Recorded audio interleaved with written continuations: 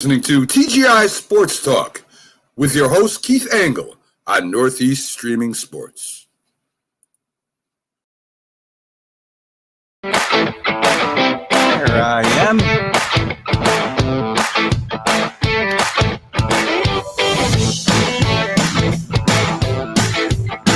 Good morning, everybody. Keith Angle for TGI Sports Talk. How are you today? It's a beautiful Sunday morning. It's going to be a scorcher here. You know, it's funny to say scorcher here in the great Northeast when the Northwest is setting record temperatures. Portland, which I heard had 30% of the people only have air conditioning. Like 105 degrees yesterday, and they're expecting to set a new record today. So some record heat waves across the country, and we are going to be warm, but not quite that warm. Glad you guys could all join me here today. I want to thank all of you who join me regularly in the room, and all of you who watch it later, all the groups who allow me to share it. If you're getting this shared today, you will have some relevant content. We're going to cover the NHL this morning. We got the final set now with the Canadians getting there for the first time since 1993 against the defending champion Lightning. We'll have Jim Beringer in just a few minutes to talk about that. And also talk about the some last words on the semifinal games. I seem to have lost you guys. There we go. We'll also talk NBA playoffs. The Suns on the verge of getting to the finals. The Bucks and Hawks tied at 1. Major League Baseball. We'll take a look at the standings and some chatter around the league. Maybe we'll get into some trade talk. I'll have Kevin Kernan on actually on Friday. We'll have a promo for that coming up this afternoon. We're going to talk the good, the bad, and the ugly of the first half of the baseball season. We got a little bit of NFL news, a little bit of college football news, and that'll be it. Busy weekend this weekend. Good morning, Rick Sherlock. Second week in a row, graduation parties to go to. Stopped and had a few margaritas with some friends. Accidentally called everybody on our group message on Facebook. So I apologize, guys. My phone, I swear to God. So I'd message you all you guys to let you know that we're confirmed for the 2nd, Friday the 2nd at 4:00 at BJ's Brew House. And then I set my phone down, grabbed my margarita, and suddenly the phone's ringing. Probably it sat there for 5 minutes since I sent the message. And I've got Rick and Kenny, Dave Guyette, Sean McGillen, all on the call. So I apologize, guys, if I interrupted your Saturday evening.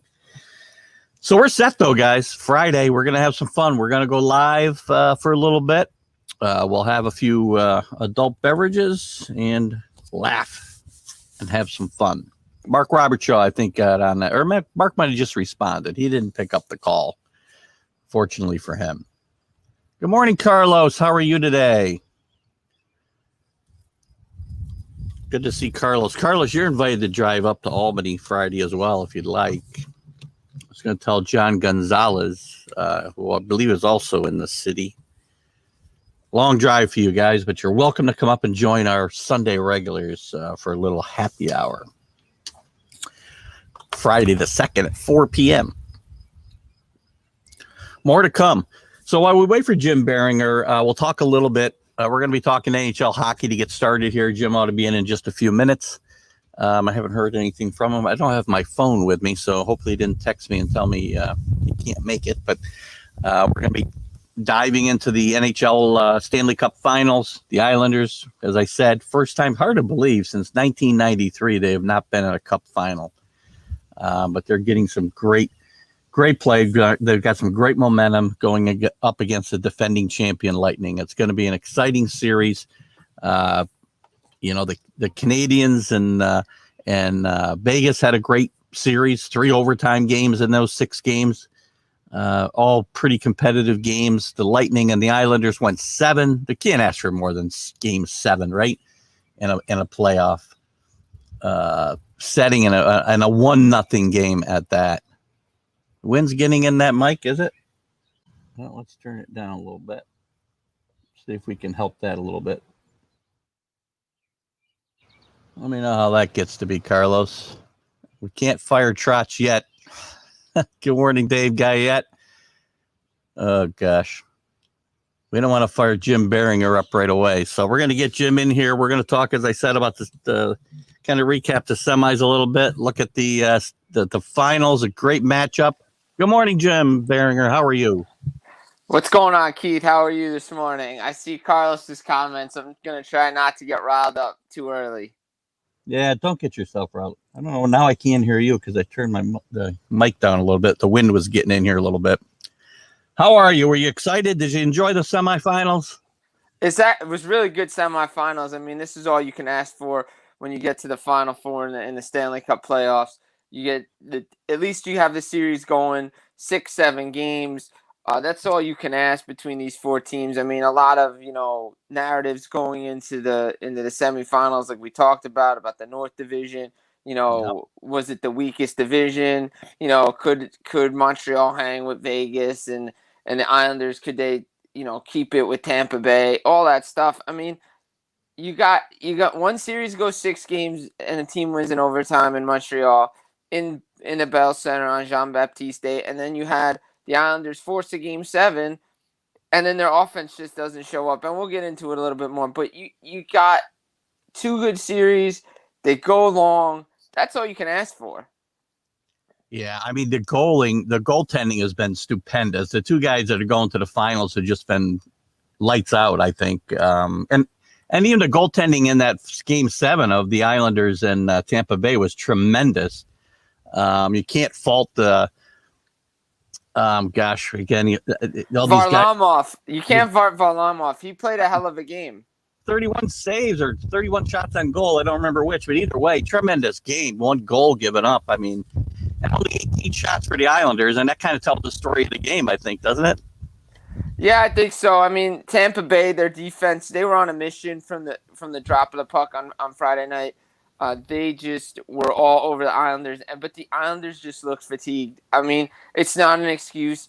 They played a lot of hockey, but you're going up against the defending Stanley Cup champions. They've embraced what they didn't have last year when they won the championship with the Stanley Cup in the bubble, no fans.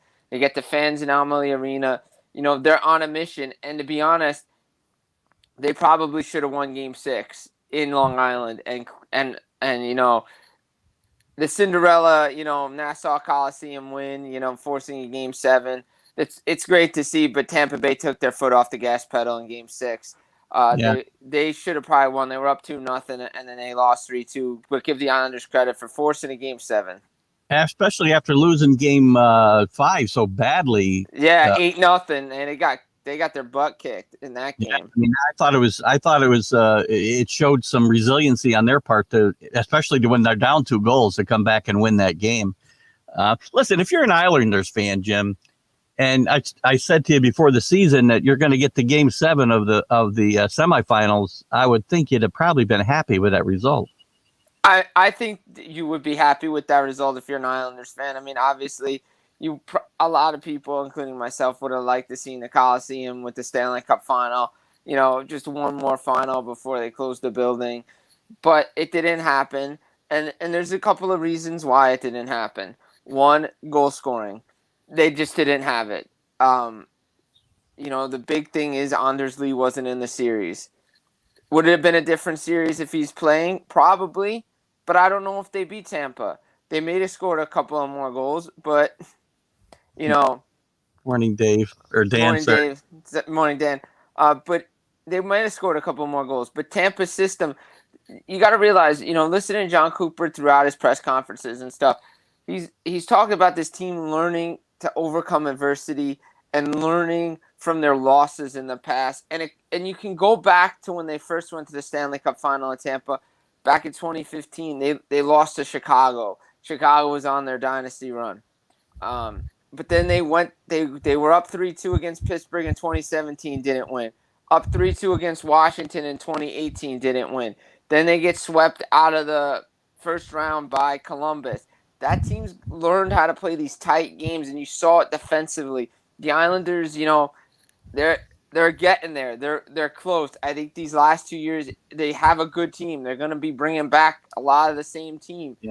They just got to add a goal. They got to add a goal scorer. They just don't have the goal scoring, and that was their issue the whole season, and it came to bite them in the butt in Game 7. Now, Andrei Vasilevsky played out of his mind when he needed to, but, everybody can criticize Semyon Varlamov as much as they want. He wasn't the reason they lost Game 7. He wasn't the reason they lost that series. Right. They just didn't score goals when they needed to. Right. I think it was just, again, if I'm an Islanders fan, I'm happy with this result. And again, there's work to be done, which we'll talk about once the playoffs are over. But I don't think firing Barry Trotz is one of those things. No, that's definitely not. Trotz and Lou are going to be there for a while. So that system wins. Yeah, it does. I mean, it's proven, right? So the other final or semifinal, was it only went 6 games. It was still an exciting series. I mean, 3 overtime games. Again, some really great goaltending play in that series as well. The Canadiens, a great story, obviously. I was shocked to hear that they hadn't been in a final since 1993. I really did not realize it'd been, nearly 30 years. I can't believe it. Yeah, it's been 30 years, almost 28 years since the Montreal Canadiens have been to a Stanley Cup final. They're the last Canadian team to win a Stanley Cup. Some other teams have been there, but they fell short. Montreal, they're playing with an attitude that they belong there, and it starts with their coach Dominic Ducharme, who was not behind the bench for the most of the series because of COVID. He'll be back for Game 3 of the Stanley Cup final. Luke Richardson, Alex Burrows, Sean Burke doing a good job back there. But, everybody can call the Canadiens an underdog team, but they're embracing it from their coach because their coach has instilled it in them that they belong, and they look like the team everybody expected them to be at the beginning of the season. The difference is here. Cole Caulfield has come in the lineup and made that team so fast and speedy, and his skill and him, Nick Suzuki, Tyler Toffoli has been great. Philip Deneau has been awesome. I mean, Carey Price is playing on a level I've not seen Carey Price play in ever, if ever. He's just shutting the door on everything. And to be honest, it's funny. You go back and look back at a couple of games. So you go back to Game 3. Vegas completely dominated that game. Probably should have won that game. Montreal wins in overtime. Game 4, the Canadiens completely dominate that game and lose in overtime. But then they win the next 2. And you can go, maybe, Pete DeBoer over in Vegas. People are going to question some decision making, especially with the goaltenders. Okay, you're gonna make the move to Robin Leonard in Game 4, fine. Then you got to stick with him because he won Game 4 and he played good. But again, goaltending wasn't their issue. Just like the Islanders, Vegas couldn't score goals. Mark Stone, Riley Smith, William Karlsson, Max Pacioretty, list goes on of guys that didn't score. Cole Caulfield had more points in the series than 5 Vegas Golden Knight players. And, they address defense. They have Alex Pietrangelo. That's great. They still didn't address their need at a second-line center. They don't have it. They have to fix that. But they're there too. But Montreal, give them credit. They're not going to be outworked. Deneau, defense. They roll 4 lines. And they have they're mirror images. Tampa and Montreal are mirror images of each other here in the Stanley Cup final. Yeah, let's get into that a little bit with the matchups. I mean, Carlos makes a good point here. Price has played great, but now he's coming up against somewhere here. Price is hot. He's going to get bombarded by Stamkos and crew. Now, Tampa Bay, obviously their offense, I think, is playing as well as any in the playoffs so far. I think that they've got 4 of the top 5 point scorers, I think, in the playoffs so far, which obviously makes sense when you've made it this far, but so have the Canadiens. So how do you see that? Can Price continue that hot goaltending against a little bit better offensive attack? I mean, look, they just shut down one of the best offenses in the Western Conference in the Vegas Golden Knights. I mean, Mark Stone was coming in with like a 7-game point streak. It got shut down. Obviously, Braden Point was on a 9-game goal streak. It got stopped in Game 7. If he had scored, he would have tied Reggie Leach for the longest goal streak in playoff history. And Reggie Leach was pulling for him. He wanted him to tie his record, which is, you don't normally hear guys say that, but he was looking. He wanted to see it happen. Look, Price, everybody has said when the Canadians get in and Price is hot, he can steal you a series. Well, he's just stole 3 series. I don't know if Tampa's fourth line is like a number 1 line. I mean, Maroon, Colton, and Johnson are not number 1 line players. I mean, they're good depth players. Johnson will probably not be on Tampa Bay next year. And Tampa Bay knows this is probably their run with this team because they're not going to have this team next year. But Montreal, Carey Price can steal you games. And look, all Montreal has to do in Tampa is take 1 game. That's all they got to do. And Carey Price can do it. Tampa has shown, obviously, that they can bounce back really well after a loss. I think they're like 14-0 over the last 2 playoffs after a loss. So losing doesn't matter to them. But Montreal's just got to play their system. Look, the Danone line with Gallagher and Lehkonen are going to match up against probably Kucherov and Point, and they're going to try to slow those guys down. The thing is Tampa just keeps coming with guys. You got Palat, you got that third line with Coleman, Gord, and Goudreau. Tampa's got a lot of depth. They got their defense is really good. It's better than Montreal's defense, but with Jeff Petrie back there, Shea Weber, they have a solid defense. And this is probably the best Canadians team in front of Carey Price since 2014, when he got injured in a conference final against the Rangers, and that ended that run. But Carey Price is playing his best, and the 2 best goaltenders with the 2 best save percentage and goals against average are going up against each other. It's just something you rarely see in the Stanley Cup final, and it's fun to watch. It is. And again, the Canadians getting there for the first time in so long, there's going to be a lot of excitement north of the border, obviously. And even here in the States, there's some fans of the Canadians as an original 6 team. And there's, as you know, there's always this huge contingent of people that are pulling for whoever is in the final from the original 6, right? So, yeah, I mean, look, everybody, you got a couple good storylines in here. You're looking for Tampa to repeat first time since Pittsburgh in 16-17. Montreal's trying to win the cup for the first time since '93. Add to their banner, add to the banners that hang in the Bell Center. They're gonna go to another hostile environment. Canadian fans are probably gonna be traveling south of the border. They were there in Vegas, so I wouldn't doubt if they were gonna be there in Tampa Bay as well. So it's gonna be fun to watch. There's a lot of another matchup you're going to want to watch is the special teams battle, because the Montreal Canadiens have killed 42 of 45 power plays, and they've stopped the last 30 in a row. Meanwhile, Tampa Bay's got the best power play in the league right now in the playoffs. So, good defense against good offense. What's gonna give here? Yeah, that's a great point. We don't talk enough about the special teams, I don't think, sometimes in hockey or any sports, to be honest with you. I mean, and they're a huge part of any winning organization. I think that the people who play on those special teams, and penalty killing is huge in the NHL. What about the coaching situation? It obviously hasn't hurt Montreal up till now, because I think he was out most, or if not all, of the semifinal, wasn't he? Yeah, Ducharme was out once they went up to Montreal for Game 3 is when he did not start coaching. So Luke Richardson took over behind the bench. That was a big game. A lot of controversy with the officiating, a lot of missed calls. Corey Perry took a stick to the face. He got bloodied in overtime.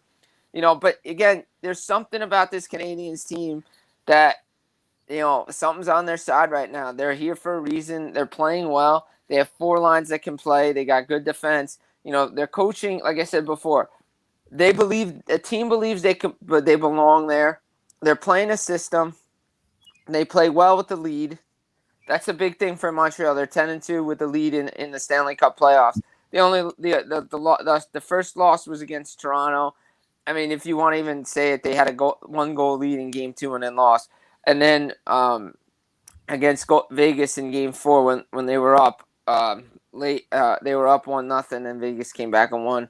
But again, they believe they belong here, and they believe they can play against anybody, and that comes from the coaching staff, comes from Ducharme. Remember, Montreal had time off because of COVID, because of what was going on in the North. So it gave them time to get that system in when Ducharme came in for when they fired Claude Julien. Now you got Richardson there, Burroughs, Sean Burke's working well with Carey Price. So everything is falling into place for Montreal to be here because everybody believed they were one of the best teams in the North Division after all the work Marc Bergevin did in the offseason, bringing in guys like Perry, bringing in guys like Edmondson, Toffoli, Johnson. They pick up Eric Stahl at the deadline. And it's been those guys that have won cups, guys like Perry and Stahl, who've been very vocal in the locker room from what I'm told. After, games like a loss or tough loss when they're down 3-1 to Toronto, guys stepped up in the room and said, guys, we don't know if we're ever going to get back to this position. Perry won a cup in 2007 when Anaheim never went back. Stahl won a cup in 2006 with Carolina, never went back.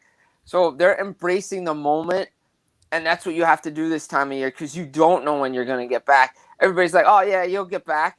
You may never get back because it's so tough. Right. It's funny. I think we early on, before the playoffs started, when you and I were talking, probably a couple of weeks leading up to the playoffs, that Montreal, was going to be somebody to be reckoned with just because they were getting that momentum going heading into the playoffs and having a bunch of guys return. So you called that one. You've been red hot, man. You're all over the Gallant thing. You got the Canadians in the final. Yeah, so. I mean, look, Montreal, like I said, Montreal is one of those teams you didn't want to play because Carey Price was getting healthy. And when you have a healthy Carey Price, he's going to be tough to beat. But the Canadians have not played a goaltender, and no disrespect to the goalies they faced along the way to get to this point.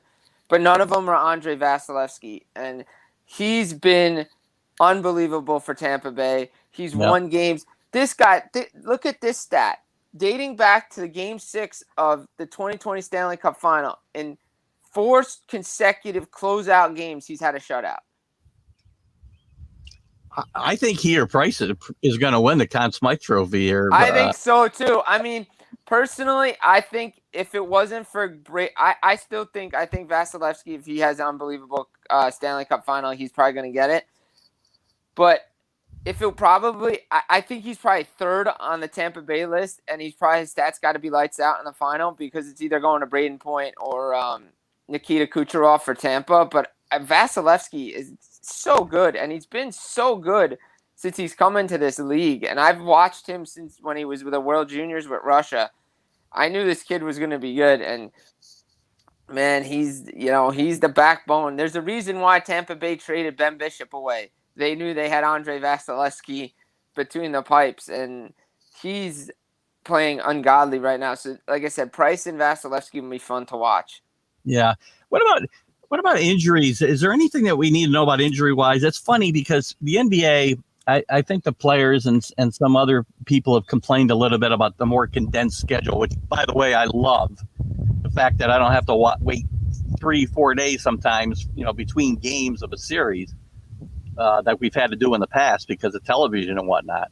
And this year, because of, the seasons being as extended as it is, they've condensed those schedules a little bit. And the NBA players think it's contributed to some injuries. I say just get in better shape. So it doesn't bother me. Has it affected, you think, these NHL playoffs at all or the play? I don't really think so. I think the play's been really excellent. I mean, guys are always going to play with injuries. Injuries are going to happen whether you have an 82-game regular season or condensed season. Injury is going to happen. Guys are definitely playing hurt. They always play hurt. You find out after a closeout, so-and-so's playing with this, so-and-so's playing with this. Alex Martinez just said yesterday with Vegas Golden Knights, he played the entire playoffs with a broken foot and had to get wheeled around in the locker room to leave the building. So don't tell me, guys, it's a different world in the NHL. You don't really know who's hurt, who isn't hurt. Like Kucherov, we know the dude's definitely hurting. What it is, no one's going to say what it is until the end of the playoffs are over. Like, no one knows. Probably a rib injury, probably one of the cross-checks from Scott Mayfield, or a shoulder, something. Who knows? But he's playing hurt. I really don't think so. I mean, obviously, guys complain. You hear about it with the COVID, then it condensed even more. But guys are playing I don't know, Montreal played 14 games in 25 days to close the season out. I mean, Yeah, fatigue is a factor, but it's not going to lead to injuries because injuries are going to happen no matter what. No matter what type of season you have, injuries are going to happen. I mean, and that's part of it. I mean, look, guys always looking to try to make headlines in the NBA about something, and LeBron's the king of it. But you know, I think I hope both these leagues don't change what they did in the playoffs this year, because to me, for fan interest, when you're playing every other day, it just keeps the fans interested more than just waiting. It's in a particular series. Obviously, early on, you got games every day because there's so many teams playing. But now, you don't have to wait, as they said, 3 or 4 days between game 2 and game 3, which is ridiculous in my mind. Yeah, I love it. I mean, obviously, the NHL they're going to play Monday, game 1, Wednesday, game 2, game 3 is Friday, but then they're off Saturday and Sunday, and then game 4 is Monday. What's the reason? 5th. Reason? I really don't know. They're maybe trying to avoid the holiday, but then again, games 1 and 2 are on NBCSN, and then games 3 through 7 are on NBC. So I think NBC's been mailing it in all year with the coverage down in the States, and ever since they lost the TV deal, it's gotten worse. It's probably they don't want to interfere with SNL if there's fireworks, this and that. So, right. Well, I like what they've done. If they got to skip a couple days on the holiday weekend, I suppose that's fine, because I may have missed a game anyway, so that's not a bad thing. What else? What other storylines are we missing that aren't as obvious? I mean, you can. I mean, look. Obviously, one of the big storylines last series, if you don't really pay attention to like guys were drafted or guys are traded. Nick Suzuki was the first draft pick ever by the Vegas Golden Knights, and it was traded to Montreal for Max Pacioretty and a bunch of other pieces. He took out his former club. Well, Ryan McDonough and Mikhail Sergachev were draft picks of the Montreal Canadiens. McDonough was traded to the Rangers as part of that Scott Gomez deal that sent Gomez up. Sergachev was sent to Tampa for Drouin, who hasn't played and has not been around this team. So that's something interesting to see, two guys going up against former teams there. Just the little battles. Let's see how like the nose line deals with the speed of the top line for Tampa. What's the Coleman line going to do again? Who they going to match up with? How much the Nick Suzuki, Cole Caulfield going to get? What their deal is going to be. Will like the Lehkonen line? Let's see where the offense comes from. Who's going to be driving it? What the game speed's going to be like? The officiating. Everybody's had an eye on the officiating. No one's liked it. It's been bad. It's always bad. For some reason, it's gotten worse. But like little things like that, the game within the game, the chess match, the in-game adjustments, I always like to see, if something's not working, are they going to change it up?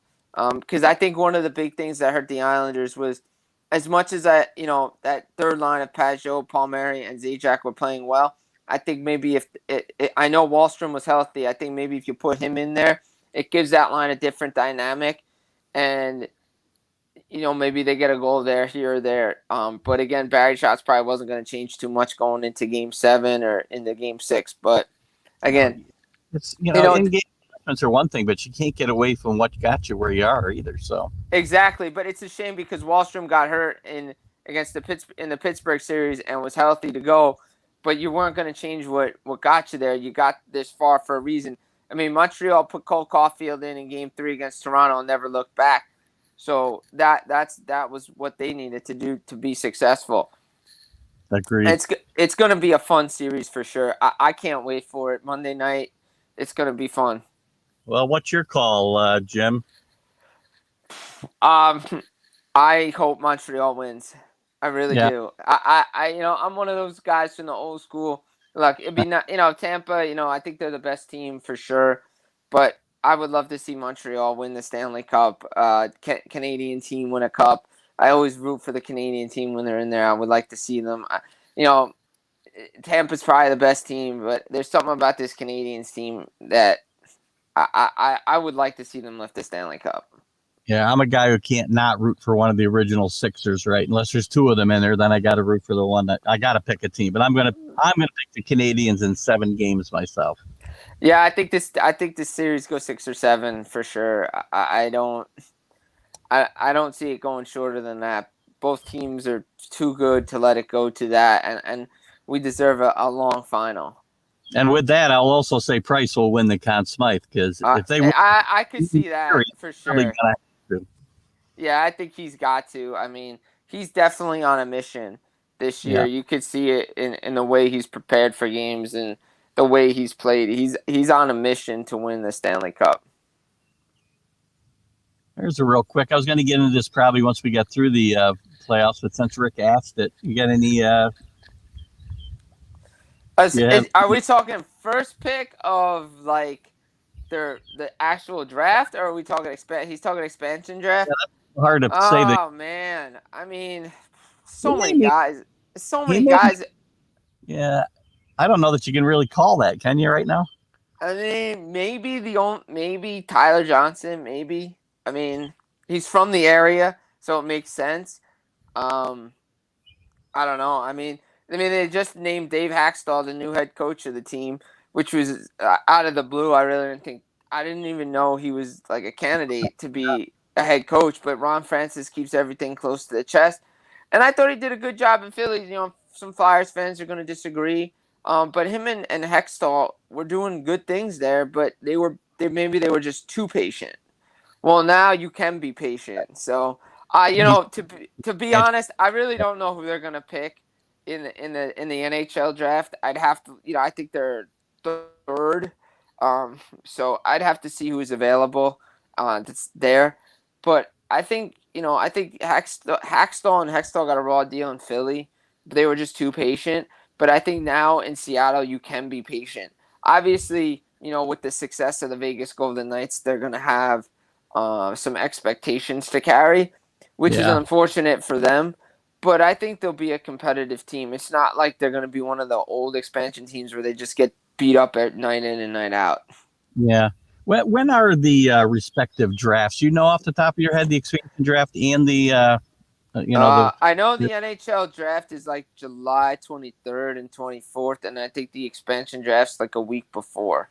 Okay. Well, we got some time to jump into that when we get through this series, and we'll talk more about that before we have to take our inevitable break from hockey. I know. Yeah, it's gonna be it's a little time off at the end of the year is always nice. Not too much if they're going to have a full season next year, right? Yeah, apparently it's going to start October 12th, so that'll be good. One last question before I let you go. In regards to Montreal and their coaching situation, has Richardson helped his stock in possibly getting a head job with what's going on? That's a great question, Keith, because it's one of the questions that's been asked around the NHL. Do you think, everybody said, do you think Luke Richardson is, maybe found his way into an NHL job next year? And, the answer is yes, the way he's put this team together. I just don't know if they're going to change the coaching staff next year. I think Deshaun will be back. I think the interim tag gets removed. And I think the staff pretty much stays together. I don't know if Luke Richardson goes anyplace else. Maybe he's going to stay with Montreal. But, he was a head coach in the AHL, so it's not like he hasn't done this before and knows what it takes to win. So he's done it. And it shows that you can have, if everybody's buying in and all the coaches know what they're doing, it's just a seamless transition. Yeah, he's definitely helped his stock, no doubt. I mean, we'll see if, another team comes calling for him. But I could see Montreal trying to keep these guys around like what they did with Brendan Moore down in Carolina. Yeah, you would think you'd want to because the momentum's on their side. And like you said, once you're there, it's hard to stay at the top. So you want to stay there as long as you can. Exactly. Well, Jim, unless there's something you want to add, I'm gonna let you go. We'll have you in again next week, and we'll probably be we may be tied at 2-2 at that point, and we'll be talking about what often is the pivotal Game 5 of the series. Well, when we talk next week, it'll only be 2-1 because Game 4 is the following Monday. Oh, right. So it'll be July 5th is Game 4 because of the holiday break. They're gonna have the 2 days off for the states.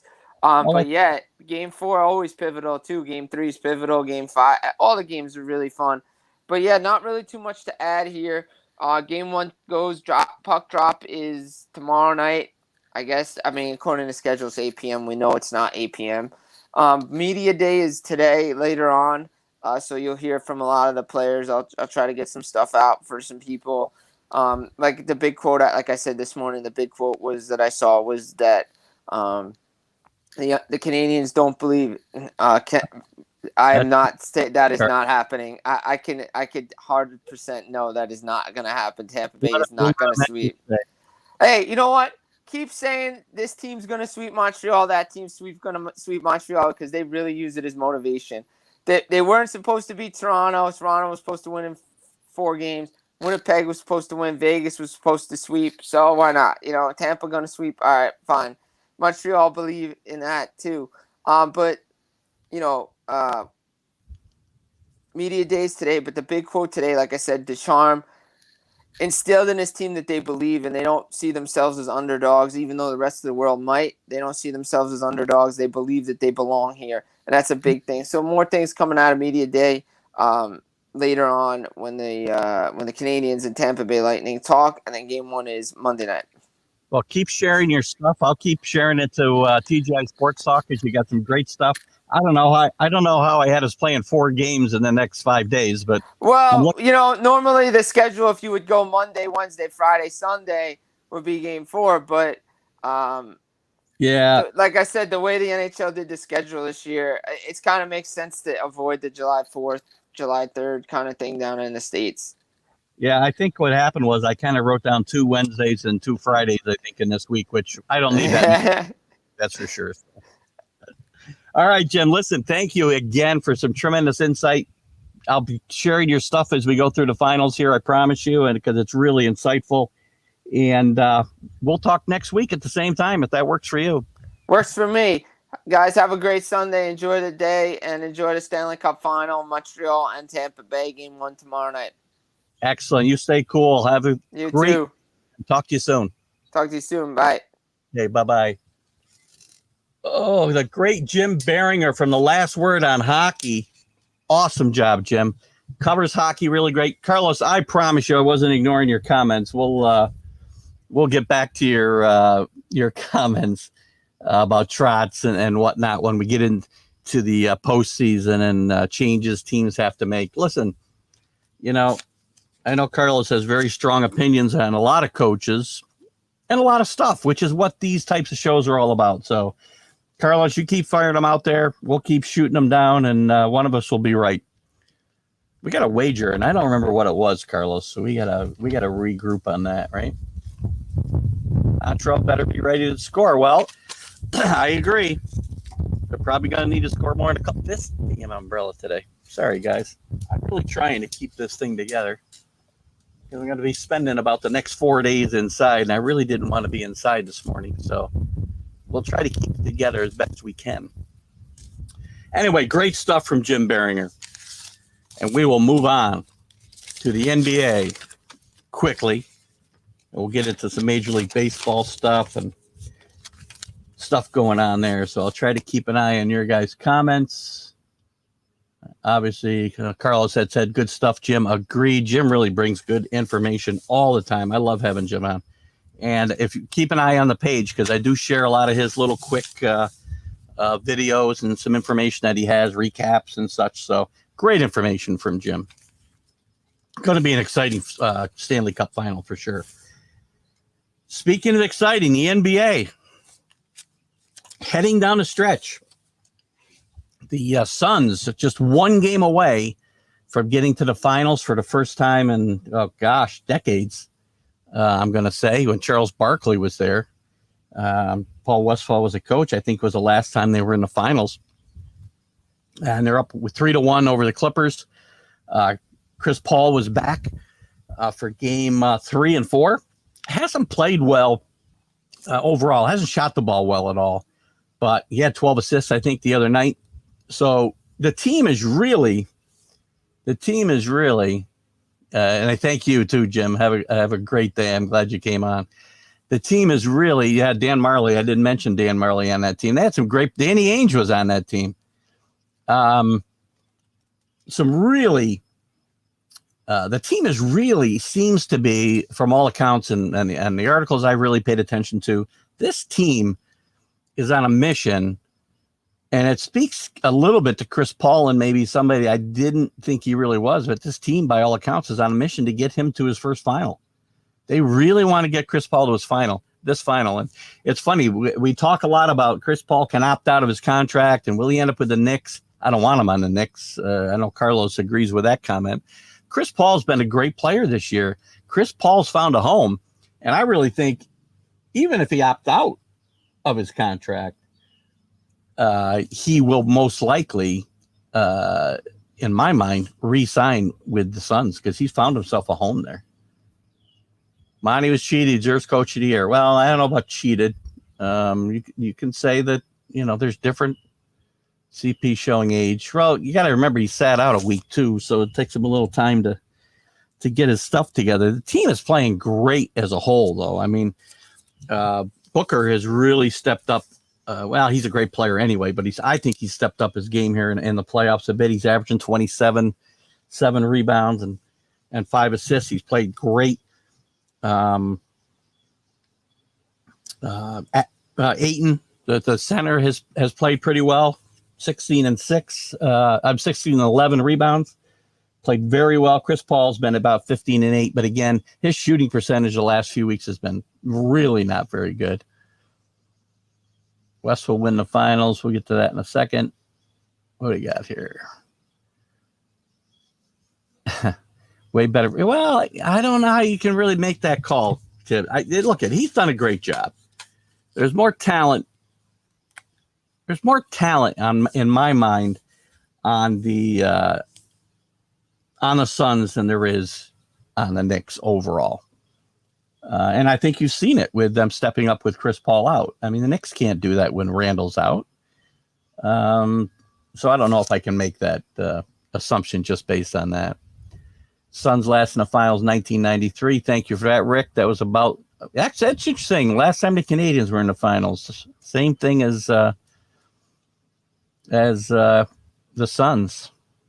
I'm not sure what the note was. I guess that's because, again – it really doesn't matter what I say. Carlos won't agree. I won't say that any one of Chris. I said this early on. Quinn Snyder, Monty Williams, or Tibbs could have won that Coach of the Year, and I wouldn't have a gripe with any of them. But I don't think I'm not going to say Tibbs doesn't deserve it, just because Monty might have deserved it as well. I think all three of them, equally shared. 4 of the top 20 picks in the last 3 years. Well, they made use of them. We won't get into that debate right now. We will later on, though, I promise you. Hold on, guys. I got to adjust this damn umbrella again. That time it really went around. Oh, gosh. The wind feels good, though, because it's going to be a scorcher. I said earlier, I probably shouldn't complain when the people of the Northwest are suffering as badly as they are in 105, 108 degree temperatures. And I'm complaining that it's going to be in the 90s today. So I may do the show with my arm up in the air holding the umbrella. Let's talk a little bit more about these playoff games. So on the other side of the ball with the Clippers. Now, the Clippers are the only team in NBA history, and I guess this is a little misleading because they haven't always had all of these teams and then these all these rounds in the playoffs, but they're the first team in NBA history to rebound 2 series from a 2-0 deficit. So again, if there's a team not to count out, it's the Clippers, but history is really against them. I mean, teams leading 3-1 in the NBA playoffs win 95% of the time. And in the conference finals, it's 52 out of 56 times a 3-1 leader has won the series. So little hope for the Clippers here. Kawhi Leonard's playing really well throughout the playoffs. He's still playing well. Paul George has picked him up very well. It's a good team. Tyrone Lue has done some good coaching. In fact, if you're going to have a coach come back from 3-1, Tyrone Lue, who I'm not a big fan of necessarily, might be your guy because he did it with the Cavs, I think, in 2016 in the finals. He was down 3-1 against a great Golden State Warrior team and was able to, I should have my producer out here holding the umbrella for me for the next 2 hours, but I don't think she gets paid enough. So that's your guy to really have up there. Let's see what Carlos has got going on here. Knox not in play. Frank on the bench. Quickly had to suffer on the bench. Wilson quickly hit a wall, Carlos. Knox can't play. Frankie can't play. Tibbs is making it right. One of the reasons he gets coach of the year is he's not playing those guys. Quickly played well in spurts this year, and I still think Quickly will be a big part of this team going forward, unless he's a part of a trade for a better player, which is entirely possible. But good grief. I mean, you keep bringing up Kenny Knox. I mean, that's one reason I can't take the argument seriously. I can't bank on Paul George. I don't disagree there. I never always came up short in Indiana and then Oklahoma City. He sells lots of shoes. Other than that, is he a true number? He's a true number 7 on a team. Look at his numbers are always good, right? Numbers aren't, the end all be all in the NBA, as we all know. I would pay real money for this win to go the other way for a while. Let me see if I can. Well, this helps me. I'll put it over there. We'll give that a shot.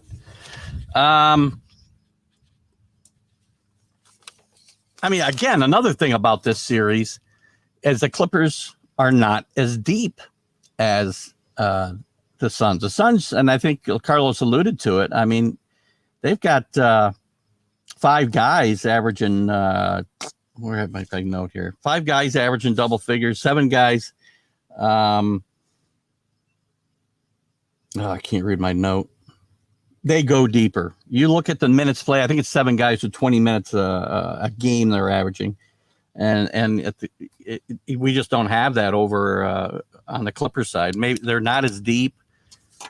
And again, I guess that's to back up Carlos's argument. That is a great testament to Monty Williams. I will not take anything away from Monty. He's done a great job. Knox and Frank played on Olympic teams. Oh, my God. So did Quinn Buckner. So did Tom Lagarde. So did Phil Ford. These guys weren't great players. Just because you played on Olympic teams does not make you a great player.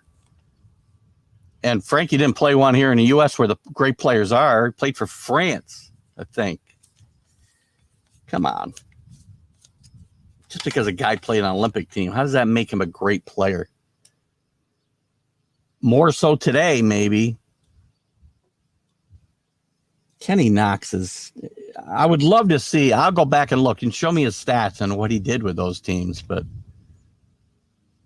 back to the same one. Sorry. Anyway, I think the Suns will wrap this up when they play. I think they play Monday again. I think they'll wrap it up. They'll be at home. I think this series will be over in 5. If not, don't rule out the Clippers. If they should win Game 5 in Phoenix, they're back in play. So, big stuff going on there. What else did I want to mention here? Well, let's jump to the Bucks and any guys. We can back up here if you want to. We can at any point, as you know, because I know you have a little lag.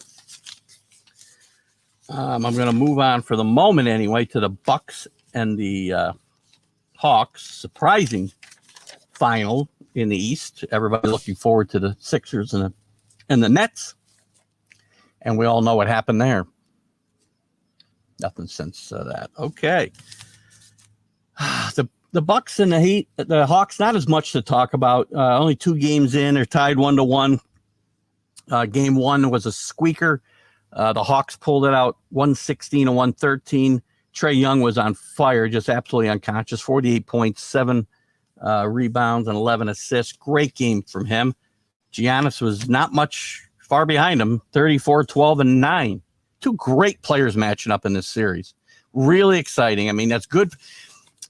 The NBA may not be crazy about these finals, conference finals, and their potential NBA finals matchups because of TV ratings, but I don't know where the pulverizer is here this morning. Could be traveling the world. 76ers, you said that team was junk. Well, they aren't junk, but, look it's very obvious just to back up to the 76ers for a second.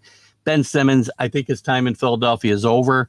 He's afraid to shoot the basketball. He just needs a reboot to his career.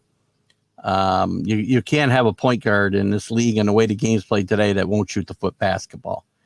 It worked when Rajon Rondo was with the Celtics. It worked once. And the game started to evolve. And your point guard has got to score these days. And Ben Simmons is probably not long for Philadelphia. But again, if they keep their core, they keep Embiid's got to stay healthy, though. I worry about Embiid having a long career. He's a big guy, big body, and he's already had a plethora of injuries. Great player. Just worry. If they're going to win, they probably want to do it pretty soon. So, and look, at Doc Rivers did as good a job as you can do there, as far as I'm concerned. But I would say, unlike the Knicks season not being a failure, going out in the first round, the Sixers not even getting to the conference finals, the Nets not even getting to the conference finals is a failure from a team standpoint. Although, watch my vlog from Friday, Scottie Pippen's comments about Kevin Durant are just totally off the wall. Off the wall. For him to say that Durant's got things to learn about winning and leading a team. He did everything he could. He put that team on his back. He wanted them to what? Distribute the ball more to who? Blake Griffin's a shell of himself. James Harden was playing on one leg. Their best chance was put themselves on Durant's back and win. And Scottie Pippen, how are you to somebody to take umbrage with Kevin Durant's game when you never won anything without Michael Jordan? And the time you had a chance to win without him, you sat your butt on the bench because the coach didn't call a play to make you the hero. That's leadership, Scotty? No. Watch my vlog from Friday. It's about 9 minutes. Scottie Pippen's the one who's got a lot to learn. Durant does need to ignore social media. I do agree. He gets Pippen needs to take a step back. Pippen right now, I don't know what's going on with Scottie Pippen. He's coming off as a bitter guy right now. He's in the middle of squabbles with Jordan over the Last Dance, and he's writing his own memoirs saying he's going to reveal a bunch of stuff. He's in a squabble with Charles Barkley because he only stuck it out 1 year in Houston when they put that team together. Poorly constructed, bad idea in Houston, by the way. And now he's after Kevin Durant, and I haven't heard anybody back up Scottie Pippen on this. Jalen Rose, I watched on ESPN, said, Scotty's, again, as Carlos says, got to take a step back here. Durant is a great player, the best player in the NBA today when he's healthy. He's a year removed from Achilles tendon surgery. Had it myself. I'm not a world-class athlete, obviously, but it is not an easy thing to come back from. Yeah, Houston keeps repeating the same cycle. You're right. They've pretty much Houston's been repeating the same mistakes probably since they tried to put Drexler and Barkley and Pippen all together, and it just didn't work. So anyway, back to the series again. Not a lot to talk about. Game 2 for this series was a blowout for the Bucks. They won by 34 points, and Trae Young was not good. They did a great job of defending him. Only scored 15 points. I think he had 2 rebounds and a couple of assists. Not a good look for Trae Young. Great young player. This is a great young team, and I think they'll come back. But Lost my gotta log back in here. Sorry, I lost my computer screen. And from a local standpoint, Kevin Herter for the Hawks, who had played very, very well earlier in these playoffs. He's a local product here in upstate New York. Went to Shenandoah High School, not far from where I live in East Greenbush, or where some of you guys are out in Amsterdam. His dad played his college basketball here at Siena.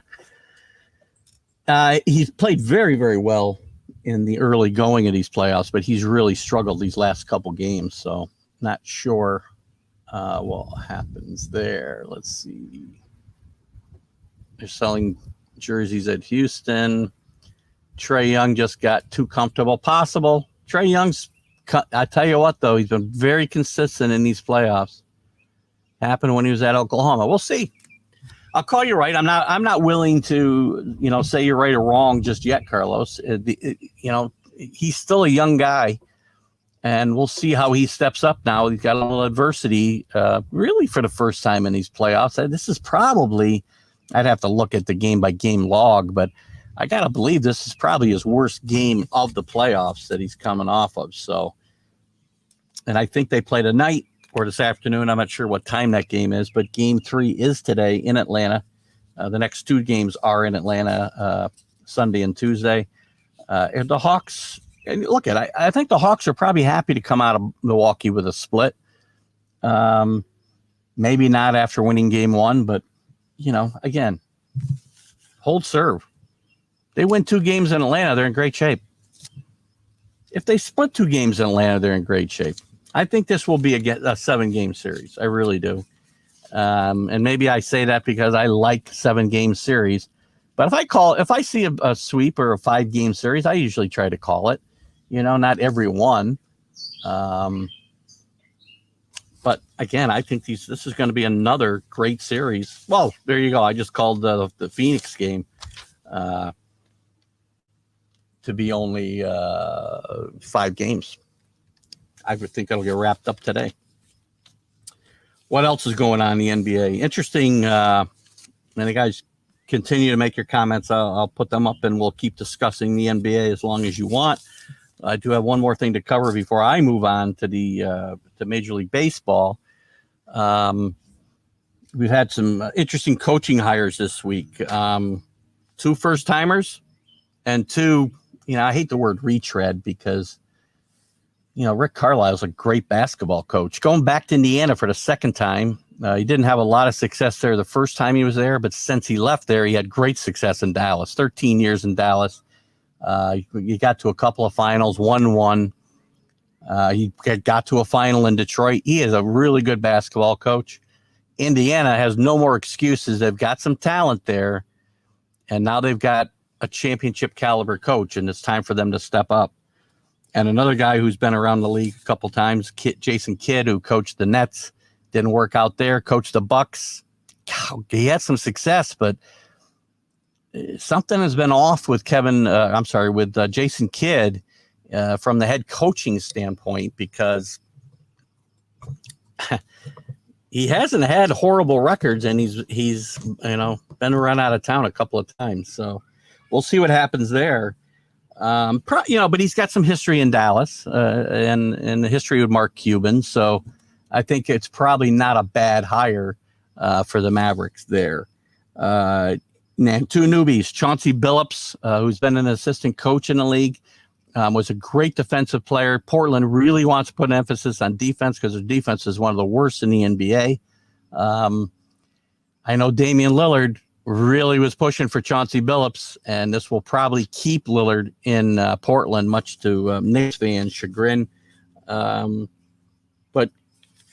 again, if you can call somebody with no track record a good hire, you don't have anything to look back on. So I do think it's a good leap for Portland. And the Celtics with an interesting hire. I'm going to say this guy's name wrong. Ime Udokas. Again, I butchered his name, I'm sure. Assistant coach for the Nets. An interesting hire for the Celtics here. You would think the Celtics would be looking for a more high-profile guy. That's been their MO through the years.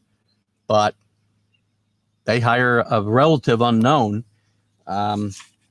He had a lot of influence on the game plans and the coaching at Brooklyn, obviously with Steve Nash as a rookie coach, as did Mike D'Antonio. But again, we know the problems that D'Antonio's system has, and likely reared its ugly head again. So anyway, some interesting hires. Two recycled coaches and two guys who do not have any head coaching experience. Should be good. Listen, Dallas has got a really good team and the right coach there. I think they stopped listening to Carlisle a little bit, and Carlisle had, some problems with the front office, and, he went from being very safe to mutually departing. But he lands on his feet in Indiana. We'll see if he can do better the second time around there. So, all right, guys. Any other comments about the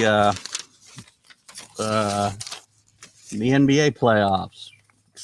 Exciting time. I think Phoenix, as I said, or not Phoenix. Phoenix wraps it up tomorrow night.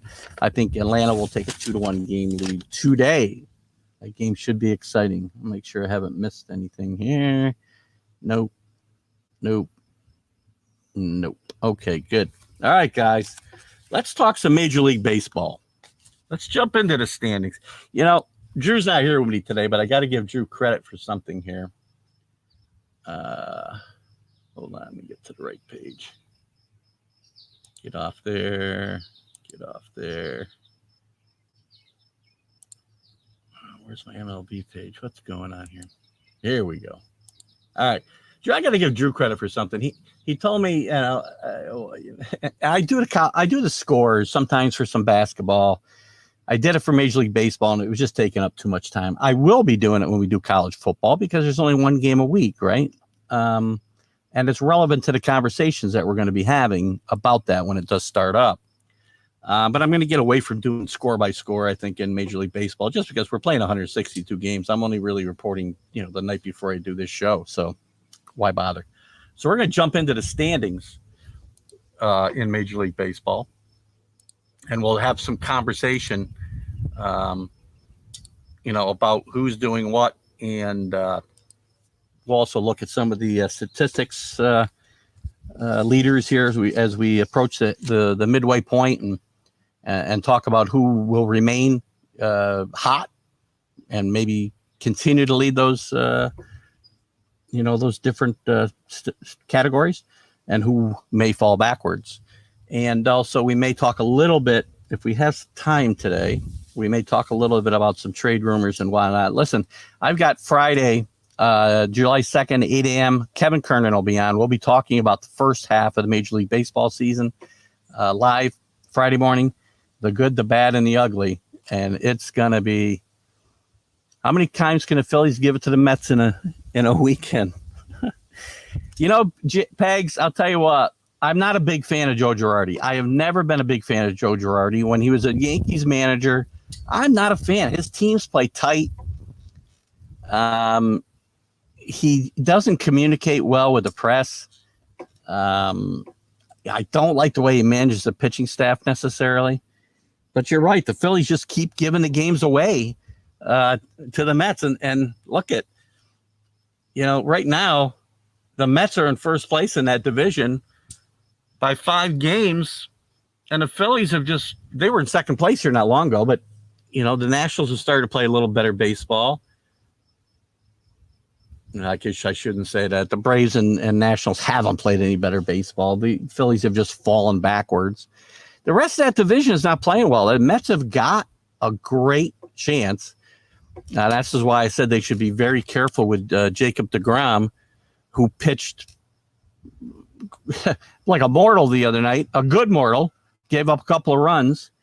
Very interesting stat, by the way, with deGrom. He gave up a couple of runs last night. Mets did win the game. I think he pitched 6 innings, gave up 2 runs. Was, again, a very... Oh, we had a little accident here. Bear with me a second. Oh, stepping away.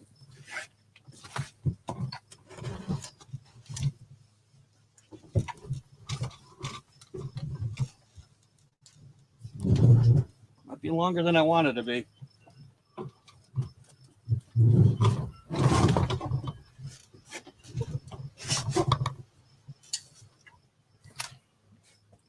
Oh, guys, we got some serious wind issues today.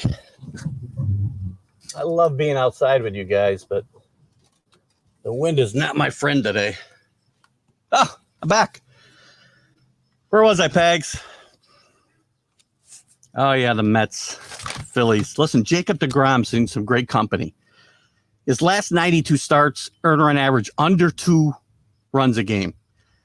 5 guys in the history of baseball since the expansion era started, 1962-ish, I guess, have done this. Under 2 runs a game in a 92 game stretch. Oh, sorry about that. I got myself out of breath. Sandy Koufax, Greg Maddux, Clayton Kershaw, Bob Gibson, and now Jacob deGrom. Pretty good company, eh? Jamie's back to all these losses go on Girardi's decisions. I said this when the Phillies hired Joe Girardi, that this was probably not going to be a great fit. And you're seeing it. I thought he had a meltdown the other night when he when he was challenging, and maybe Jamie, you got an opinion on this, when he was challenging Max Scherzer. This whole rule, oh God, I'm going to get myself going early. This whole rule about checking pitchers for foreign substances is ridiculous, guys. Bear with me one more second.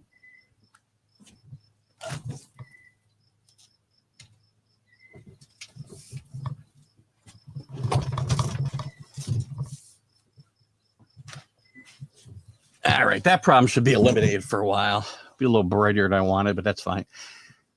This whole rule with the checking pitchers for foreign substances is ridiculous. Number one, as I've talked about a lot here, pitchers have no advantages ever. They have not been given any advantages in 50 years. Hitters get all the advantages, right?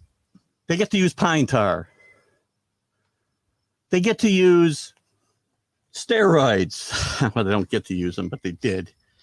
They've had the mound lowered. They've had designated hitter added. They had ballparks get smaller. The balls got harder. Excuse me.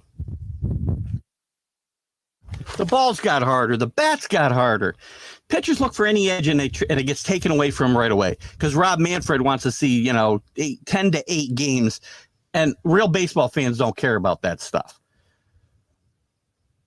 They want to speed up the game, and then they're going to add this where the pitchers were supposed to be checked when they come out of the game, except for closers. They'll get checked when they come in. And now we got managers challenging during the middle of the game. Happened a couple times this week, and Rob Manfred thinks it's going great. DeGrom's by far the best pitcher in baseball. I can't disagree with that. I said on the show a couple of times, he's most likely going to go to the Hall of Fame with the least wins of any starting pitcher in history because the Mets don't support him. And, of course, the way the game is played today. Phillies need to revamp that bullpen. See what Pags has to say about that. To have a chance to beat DeGrom, would they had? You know what? You get a couple of runs off DeGrom, you did a great job. I got Girardi in a fight with Scherzer. Grick, I'm not sure. You might be right. Girardi's scrappy. But there's just something. There's always been something about Girardi. And the teams the Yankees were tight all the time. He got in the one World Series. It's the New York Yankees. One World Series. And gosh, how long was he there? I'm trying to do some math here. Joe Torre left, I'm going to say 2005. Good grief. 14 years. Got to one World Series. That's not good enough in New York. It's just not. I thought I was trying to throw. I do too. And Girardi, here's the thing. Another thing about Girardi. Just be honest with what you're doing. He says it wasn't gamesmanship. It was definitely gamesmanship. And Scherzer's out there Scherzer admitted he went to his hair to get sweat because he can't hold on to the baseball. Besides the ridiculousness of the rule and not giving pitchers any chance against hitters when everything is stacked for the hitters and has been for 50 years, as I said, or being stacked more for them in the last 50 years. You're putting hitters at risk now because you got guys who are throwing the ball 100 miles an hour and they don't know where the hell it's going because they can't hold on to the baseball. He's a poor fit and a boneheaded manager. He is a poor fit. He's a bright guy. But you know what it is, Pags, with and I should have had you come on today. If I know you're going to be around, I had you come on to talk about this subject with me because I'll tell you what, Joe Girardi is not a dumb guy. But and I felt this all the times with the Yankees, he doesn't have a feel for the game. And that's what's being lost all over the league. Managers don't manage by what's going on the field. And they don't have a feel for the game because there's a playbook that says, I'm pitching this guy 90 pitches. I'm pitching this guy for the sixth inning, this guy seventh inning, eighth inning, ninth inning. Doesn't matter what they do. The seventh inning guy comes out and strikes out the side on 9 pitches. He's out of the game. I put a guy in who's worse than him probably, and we blow games. And that's why I feel that Girardi and a lot of managers, Kevin Cash, same kind of. Again, the Rays are doing well. They're back in first place, but he makes a bonehead move in the World Series last year, taking his best pitcher out in the Game 7. Again, because he's not got a feel for the game. And that's Girardi's big problem in my mind. Good morning, Bob Engel. My dad is here. You interrupted Jamie. 10 years as a manager, but it felt like more. Good grief. Still, there's my bigger gripe with the Yankees and their lack of success. And again, I understand as Yankee fans, we're spoiled, right? We expect to be in the playoffs. We don't just expect to be in the playoffs. We expect to be in a World Series year after year after year. We get spoiled. Even though I grew up in some very, very down times for the Yankees, I've gotten like everybody else. Growing up, the Yankees didn't get to a World Series for 14 years. I'm sorry, 12 years. And then they had another drought from 70 or 81 until 96. So I lived through those. You wouldn't think I'd be as spoiled as I am. But my problem is not so much with Girardi as far as the playoff drought. Yes, he contributed to it because of all the factors I just said. But Brian Cashman has been there even longer.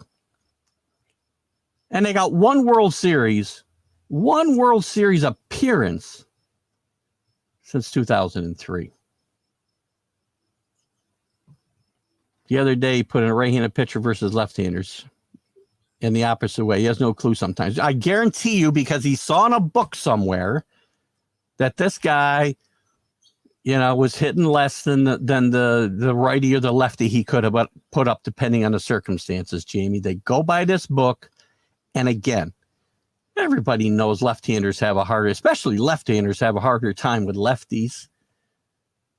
Just stupid. Stupid stuff. Gosh, got myself fired up. Let's stick with the National League since that's where we started. The Mets do have, as I said, a 5-game lead now. Mets have done a great job fighting through the injuries. Now they've still got some injuries to their starting rotation. I think they're taking a chance with DeGrom, although he's been fine the last couple of times out. I still would have sat him a little bit with the cushion that they have in this division not playing well. I hope it doesn't rear its ugly head down the road. But Lucchesi went out. He had been pitching fairly well. Stroman's banged up now. Tawan Walker's had some injury problems. Carrasco's not back. They were without a bunch of position players who are now starting to get healthy. They did a great job. And Luis Rojas, unlike Joe Girardi, I think you've got to give credit to for navigating all these injuries and having a 5-game lead. Now, as I've said, a lot of that is due to the fact that the rest of the division has been horrendous. Jamie's back on Girardi. The bullpen is not as bad as he uses it, but he continues to use them wrong. Yep. Again, I had a problem with the Yankees, the way he used the bullpen. But he'll get a job. You know, if this is the second year with Philadelphia, right? I think that team is too talented, Jamie. Bullpen's a little weak. I will give them that. It's probably better than they've looked. I like Neris a little bit. I like their starting pitchers. I like Nola, Eckler. I think it's Eckler. Wheeler has stepped up to probably be the ace of the staff. There's too much talent on that team to be, under 500 at this point in the season. So, again, Joe Girardi, not a good fit. Not a good fit. The rest of that division, the Braves keep struggling. No idea what's going on with the Braves. I picked the Braves to go to the World Series. I thought they had the best overall squad in the East, for sure, and that they would give the Dodgers or the Padres a run in the playoffs. Well, they can't even get out of their own way. Pitching isn't as good as it should have been. Ozuna wasn't playing well, and now he's out indefinitely. He's got battery charges against him. Luis is a great person and makes him a great manager. Well, I mean, there's a lot of bad guys who have been great managers, right? Billy Martin was a great manager. He wasn't a good guy. But I don't doubt that helps him. Look at his dad, one of the best managers in the history of baseball in my mind, who never got to a World Series. He would have probably in 94 without the strike. The Expos were on fire. And after that, they sold off the team. Then he got to manage the Giants for a while and did a really good job there. Just couldn't get over the hump. Flawed teams. Great manager, Felipe Alou, and a great man. Great man. It's a good call by you, Carlos. And it does help you. I don't think it's necessarily prerequisite to be a great manager or coach is that you're a great person. But I think it helps if you can get along with people and at least over the long haul. Billy Martin, for instance, great manager, great field manager. Nobody better. Couldn't manage his own life, though. And he would wear out his welcome very quickly. And that is not what you saw.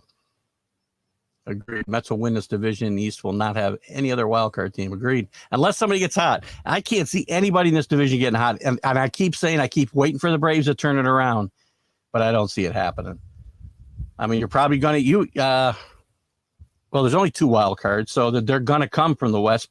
Very likely, both of them will come from the West. Maybe the Central can squeak something out because you got the Brewers and the Cubs playing decent baseball. Cubs come back to earth a little bit, 4-6 in their last 10, but and the Brewers have kind of righted their ship. They're now 11 games over 500. They were struggling for a while, and they've opened up a 2-game lead on the Cubbies, but only 6-4 over the last 10 games. They're getting healthy, though. Yelich is back. That pitching staff is really, really good. Burns, Woodward, and they go deeper than that, obviously. And again, their bullpen, starting with Hader, is just lights out too. So it's possible they could sneak in a wild card, but it kind of depends on whether the Giants stay probably as hot as they've been. Still leading. They're leading the West now by 4.5 games. 22 injuries. As I said, they've navigated really serious injuries. Reds, I don't think so, Carlos, although they're playing better baseball again. They started out the season red hot, and then really had a bad stretch. And they've righted the ship here recently. They're playing really good baseball. I say that, and they're 4-6 over their last 10, but they've gotten back over 500. And who knows? Somebody gets hot. The Dodgers, you got to start believing by the 4th of July. You got to start believing that teams are for real, or teams are teams are either good or teams are bad, depending on what they've done up to that point. And we're a week away from that. Said this last week. If the Braves haven't, this applies to the Yankees. This applies to the Braves. This applies to. Now I'm talking about teams that are bad. The Twins, they're probably done. But teams that are good as well, the Red Sox, the Cubs, the Giants. Big week coming up for these guys. Continue this hot streak. Now, I think last year they had extra wild cards. I'll have to double check now, Jamie, now that you mention it. I thought there was still, they went back to the 2 wild card system. But I'll double check that after the show. Or Rick, one of my fact checkers, I guess, can check it for me right now because I've been waiting for the Giants to fall off all year, Jamie. I mean, first of all, and I think you can agree with me, I don't like their manager. Very unorthodox. They don't have a great roster. Kevin Gosman is their ace. Pitched well, yes, but if he's your number one pitcher, it doesn't really bode well for you, right? But they keep winning. 4.5 game lead now. 22 games over 500. We'll see. There you go. Yeah, Kapler did do well with the Phillies this first year there. And I don't remember whether he spent a second year or got fired. I can't remember, Pegs. You can probably tell me. I'm sure you can tell me. But yes, they got off to a very good start and finished horribly. So maybe they will come back to earth. And they are playing team ball. And that's one of the things that, the Giants, when they were winning World Series every other year with Bruce Bochy, they didn't have great players. But they played a good brand of team baseball. Too much coconut oil.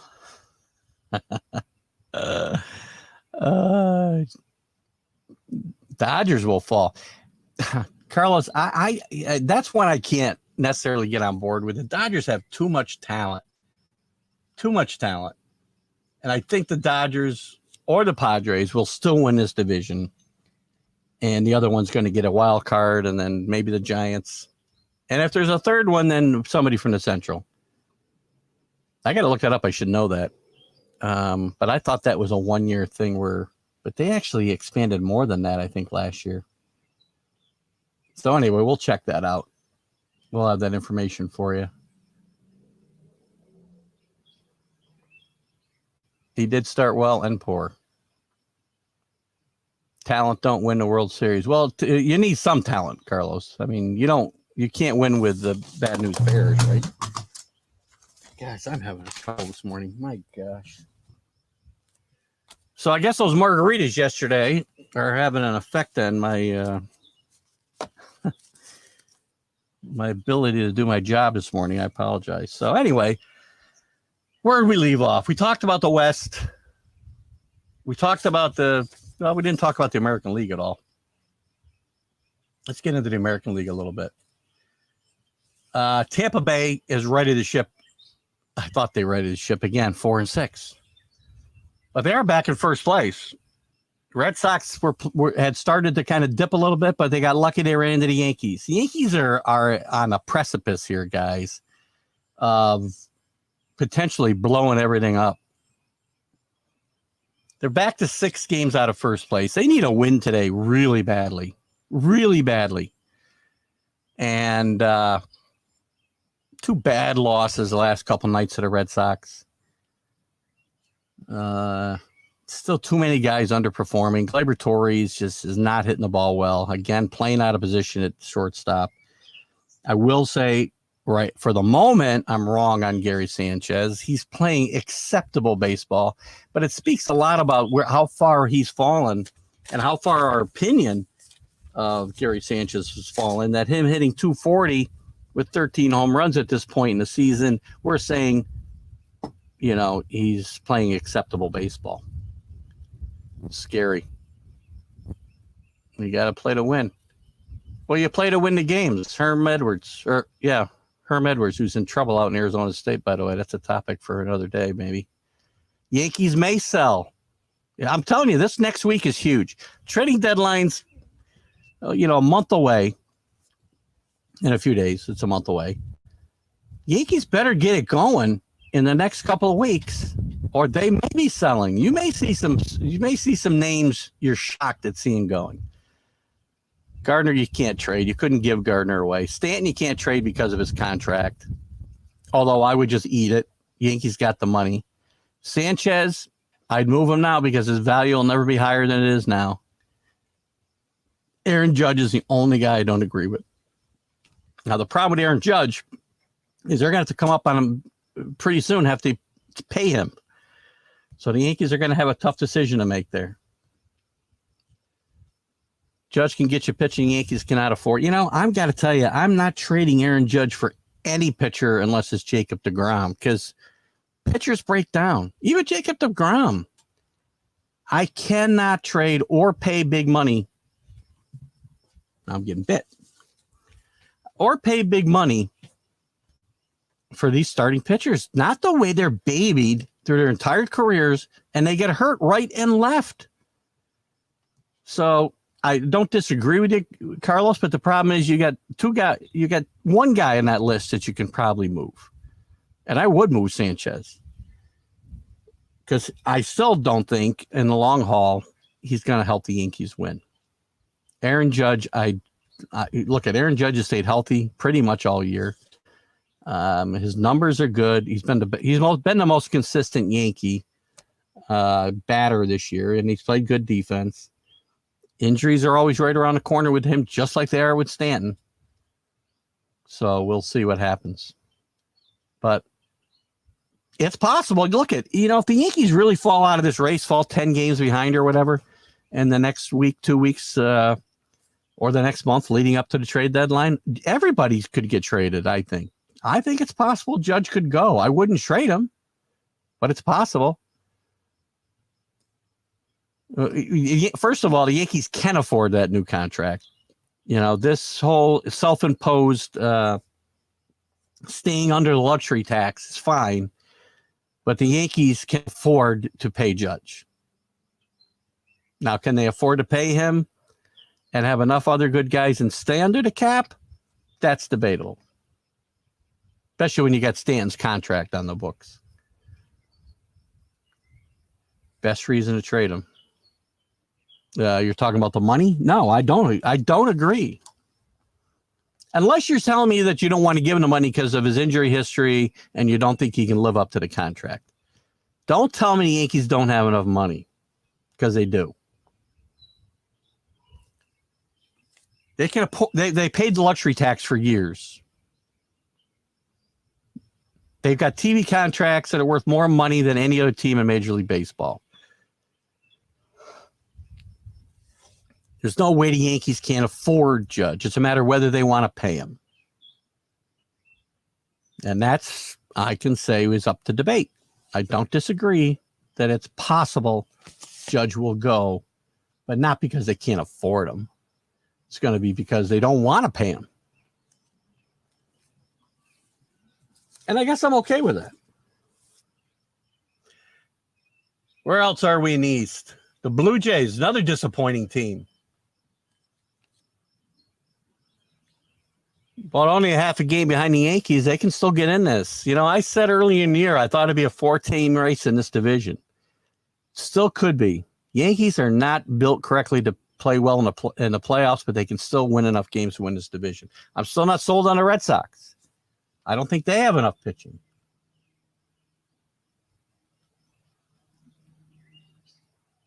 Judge, no more than a 2-year contract. Well, then you're not going to sign him. If you think Judge is signing a 2-year contract when he comes up, it's not going to happen. He'll be elsewhere. So again, Carlos, if you're running the Yankees and you don't want to pay him market value, then yes, trade him. But not because you can't afford it. You're the New York Yankees. Not the Phillies. You're not the Kansas City Royals. Sorry to equate the Phillies and the Royals, Jamie.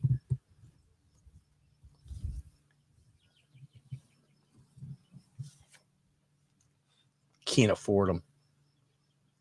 What else we got here? The Orioles stink. We know the Orioles are horrible. Oh, I got to get to another horrible story in a second.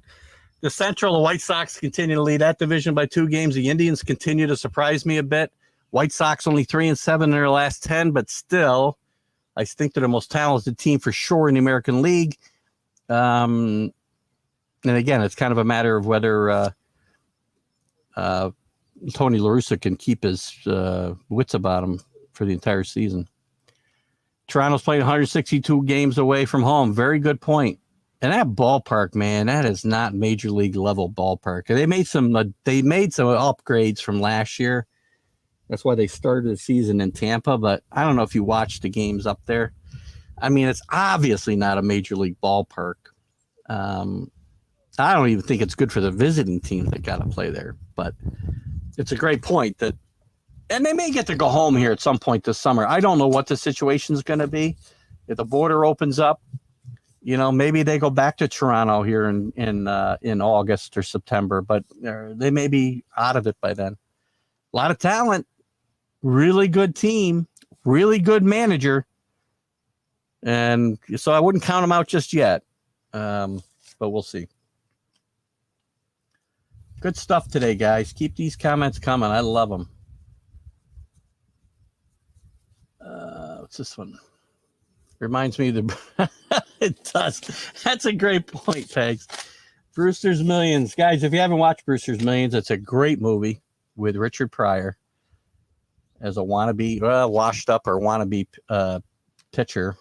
Banged around, I guess, in the minor leagues, inherits a bunch of money and has to give it all away. Funny movie. But you're right. The field does look like that. Maybe we got to get Brewster in here to do some upgrades. Ugh. Any else in the Central? No, not really.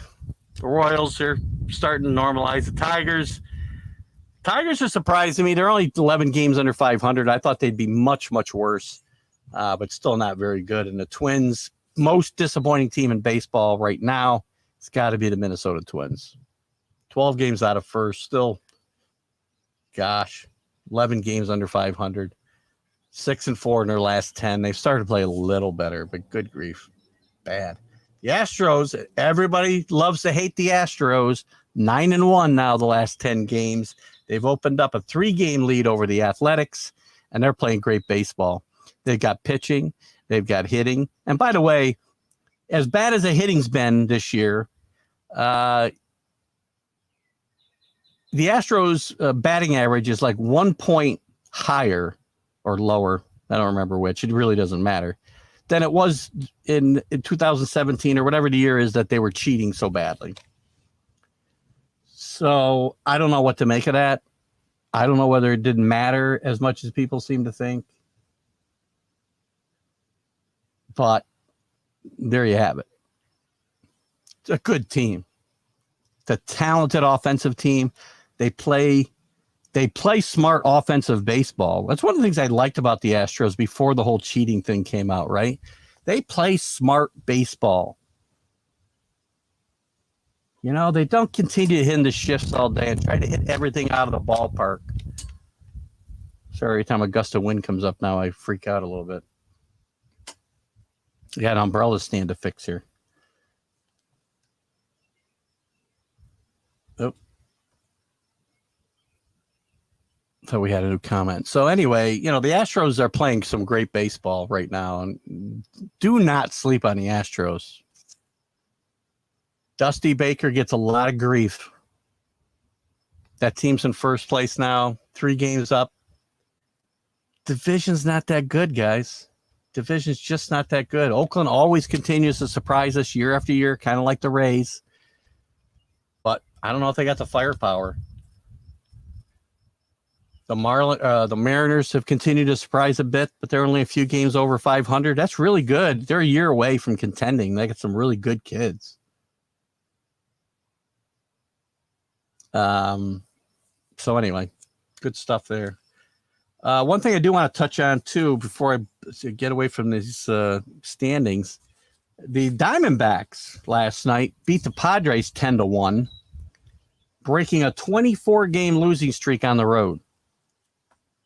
You want to hear some truly awful numbers, guys? On May 15th, the Diamondbacks were 18-22. Not very good, I give you. But since then, in the last 36 games, they're 3-33. That is almost impossible to do. You extrapolate that over a full season? Oh my God. They'd win about 12 games. Horrendous baseball in Arizona. Selling. They're going to be selling come to playoff time. Maybe we'll talk about that a little bit right now. I'm not going to get into the players. I was going to go through a bunch of guys and talk about individual guys and potential being traded, but I'm not going to do that just for the in the essence of time this morning. As far as you know what, we'll talk about the buyers and the sellers next week. We'll be halfway through the season when we get together next week. I'll have had Kevin Kernan on. By the way, don't forget Kevin Kernan, 8:00 Friday morning. The good, bad, and the ugly, the first half. And if you've seen Kevin and I get together before, we kind of focus on the ugly, and there's a lot of it in baseball. Rob Manfred should be embarrassed by the product he's put out there on the field and the way he continues to coddle fans that want to see runs scored and don't want to see baseball played. So we'll get into that in much greater detail. Some of the leaders in baseball right now. Let's look quickly at the American League. Batting average leader, Michael Brantley. He'll probably come back to earth a little bit. I see Vlad Guerrero probably winning that batting title. Vlad Guerrero lost some weight and really got himself some decent shape, right? At least for Vlad Guerrero. And Vlad Guerrero's going to have a shot at the Triple Crown here, guys. He's leading the league in home runs with 26. He's leading the league in RBIs with 64, and he's second in batting average. And for you guys who don't think those counting stats mean anything anymore, you're wrong. Wins still mean something for starting pitchers. If you can't go 5 innings to get a win, God, I'm so tired of talking about WAR. I heard a debate yesterday, and listen, I'm not getting on Mac and Jack and Dr. I can't remember his name now. Their Saturday debate host, the Yankee historian. I apologize, Doc, for forgetting your last name, but they were having a debate about the best rookie seasons in baseball. And then they start talking about WAR. You know, I know everybody thinks WAR is a meaningful stat. To me, it's useless. How do you actually determine? You can't determine how many games a team would have won without a guy. You just can't. Oh, so I thought that was a new one. I hate stats. I hate all the stats today. I've been a stats guy my whole life, but I'm 61 years old. I like home runs. I like RBIs. I like runs scored. I like batting average. I'm okay with OPS because it's got something to do with a game, on base percentage and slugging percentage. I get it. I'm all right with that stat. But get WAR out of here. Get exit velocity out of here. Who cares how hard the ball gets hit? How do you know who probably had a great all-time great home run hitters probably had a worse exit velocity since the expansion era is probably Henry Aaron. How many home runs did he hit?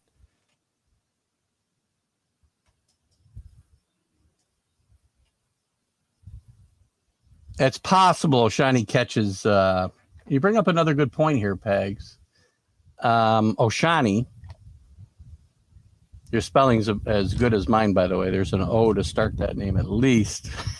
It's okay though. Believe me, we don't score down for grade down for spelling or pronunciation on my show because I'm the king of horrible pronunciation. While we're talking about it, Oshani will be the first pitcher ever to participate in the home run derby. Now, I'm not a big home run derby fan. I liked it when it first came out, but it's gotten kind of old for me. Killed his name. That's all right. I do it all the time, Pags. That's my forte. I'm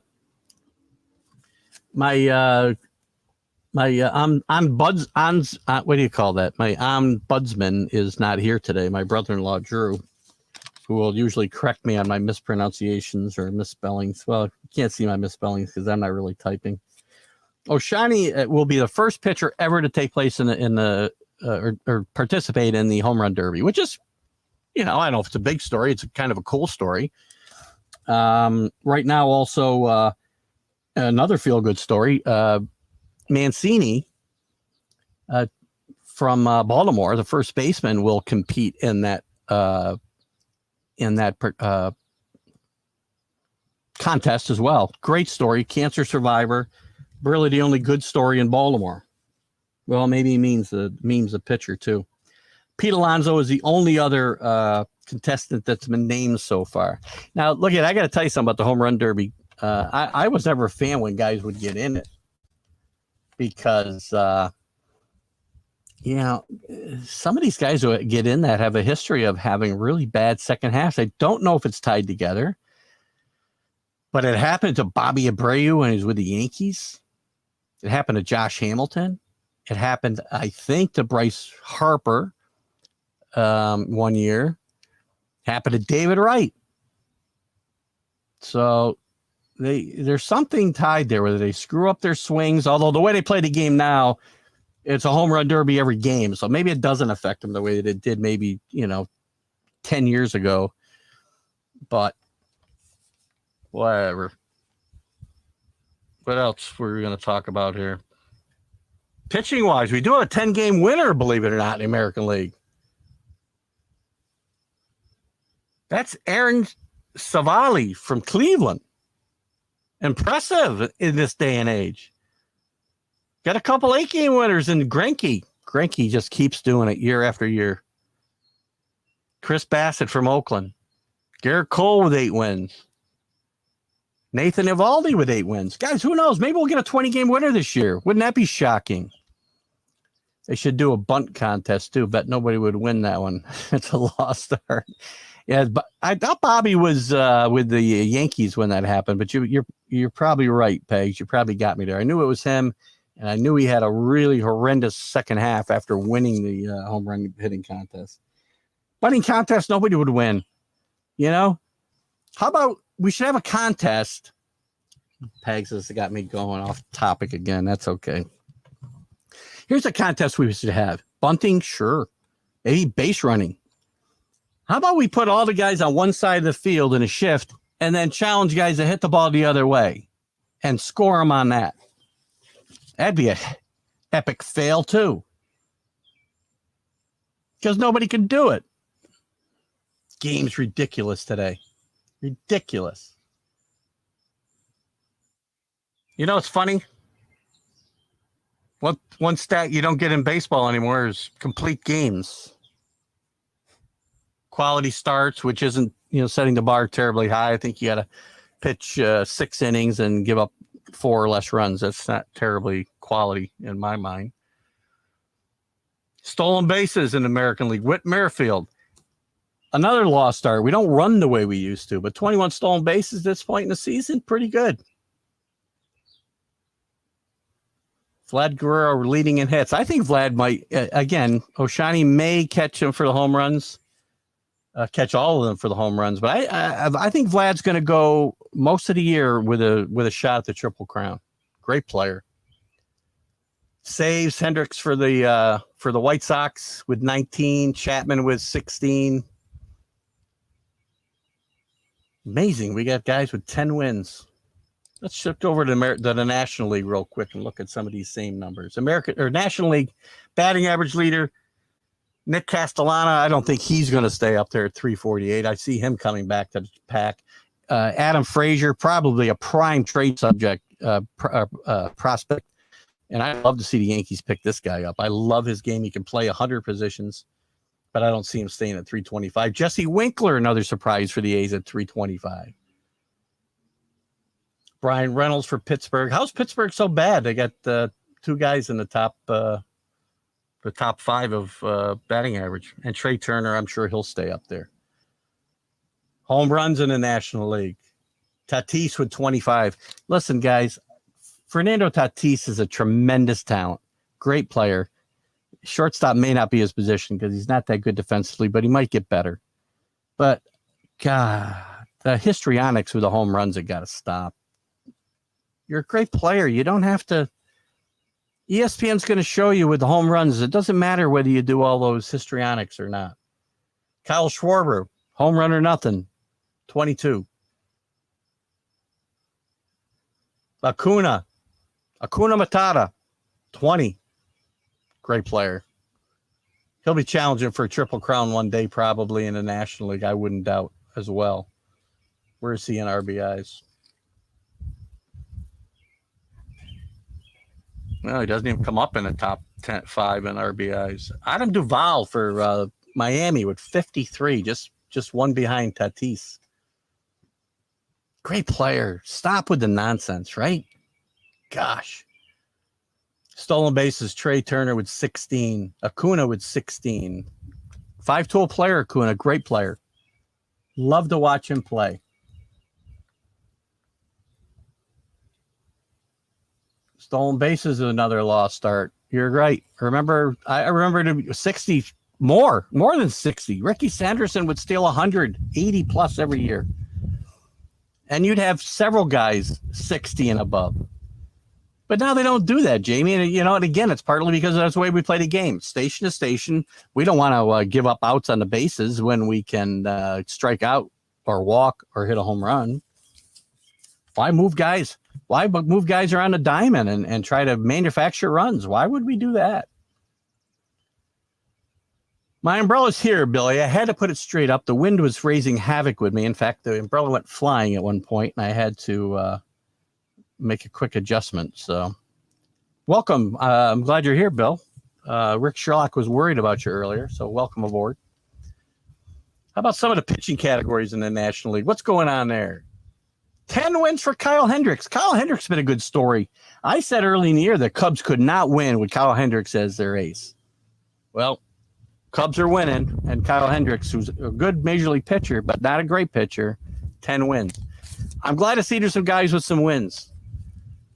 Love to see a 20-game winner this year. Arias with 9 for the Dodgers. Gausman, as I mentioned earlier, with the Giants with 8. Clayton Kershaw with a bounce-back season, pitching really well, by the way, guys. 8. The ERA leaders, look at Jacob deGrom, 0.69. Amazing. Now, I give him all the credit in the world. He's a great pitcher. Garrett Cole's a great pitcher. But the way the game is played lends itself to these things. Stop, Rob Manfred, putting in rules about foreign substances that pitchers can use, and just teach hitters to do what they're supposed to do, which is play smart baseball. 3-run home runs taking over baseball. Exactly my point. Boring games. Another ex-Philly. Which one we talked about there? Not sure where we were when we were talking about ex-Phillies. I don't think it was Hendricks. Maybe it was. Big birthday party last night. Billy was 80 years old last night. Happy birthday, Billy. I'm just kidding. Billy's not 80 years old. That's my bad. All right, guys, let's move on from Major League Baseball. We're going to talk a lot about it next weekend after having Kevin Kernan on from ball9.com, longtime writer for the New York Post, one of my favorite guests. He was my first guest ever, by the way. Love him having him on. Hendricks. Oh, Hendricks. Right. Pitching great. They could use him right now, right? Let's talk just a little bit. What time we got here? Yeah, we got a few minutes. We'll talk a little bit about the NFL. There's not much to talk about. The Jets signed Moses, former Redskins lineman, to a 1-year contract. They got to keep Zach Wilson healthy back there, but this isn't an earth-shattering move. The Jets cannot judge their season on wins this year. They got to judge it on competitiveness. They win 5-6 games. They had a good year. Don't get down on them. They had a great draft, a great offseason, but they're not contending for this division. The Steelers cut 6-time Pro Bowler David DeCat. What's his name? David DeCat. Blah, blah, blah. See what I mean, Pags? Oh, DeCastro. Jesus. Just had surgery on his ankle, or is going to have surgery on his ankle. So the Steelers cut him loose. I don't know that he may retire. The NFL is allowed, and I love this, and I wish it were coming up this year. The NFL has okayed the use of throwback uniforms. Not so much alternative uniforms I'm not so crazy about, but the throwbacks I'm really excited about. I would just wish it was this year. I didn't know this. They stopped using it. I was wondering why they stopped using these throwbacks, because when I get to see Pat Patriot, I'm excited. And I kind of wish when Brady had left, the Patriots went back to Pat Patriot and just started a new identity. I didn't realize why they did away with it. It was a injury concern because they were worried about players wearing multiple helmets and not being fitted correctly and whatnot. Well, they've worked all that out. They'll be fitted twice. Did I say Redskins again? Good grief. Another $1 in a jar. And we are getting close to Bobby Bonilla Day for all you Met fans. I believe it's in July. The Mets, there was a lot of talk about Steve Cohen. Funny, we'll back up to baseball here for a second. There was a lot of talk about Steve Cohen, and this could have been fans just hoping this would happen, that he would do something to have some fun with Bobby Bonilla Day, like have a big day at the ballpark every year when they pay him his $1 million or whatever he gets for the next 20 more years. Got to be the worst contract in the history of sports outside of maybe Albert Pujols. But even with that, it isn't like it's not so much the money, right? It's that you got to keep paying this guy for all these years.